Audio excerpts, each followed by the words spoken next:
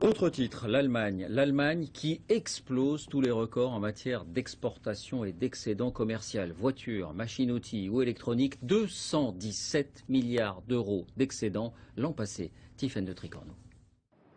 La machine à exporter allemande n'a jamais été aussi puissante. L'an dernier, le pays a vendu pour 1130 milliards d'euros de biens à l'étranger, un record. Et comme les exportations sont beaucoup plus fortes que les importations, l'Allemagne a pu dégager en 2014 un excédent commercial historique, 217 milliards d'euros. Un résultat très éloigné du déficit commercial que connaît la France, moins 53 milliards l'an dernier. Sa réussite, l'Allemagne la doit à 3 secteurs clés, l'électronique, les machines industrielles et surtout l'automobile. Les 3/4 des voitures qui sortent de ces chaînes d'assemblage sont vendues à l'étranger.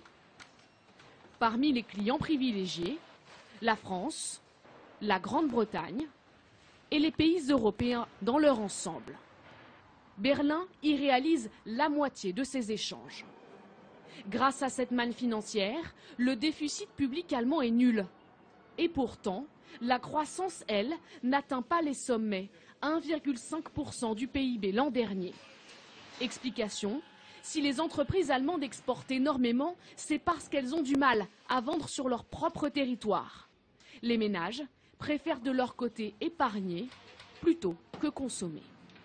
Oui, les excédents des uns sont les déficits des autres. Bonsoir François Baudonnet, vous êtes en direct à Bruxelles. Face à ce déséquilibre, est-ce que la Commission européenne va réagir ou donner un avertissement à Berlin ?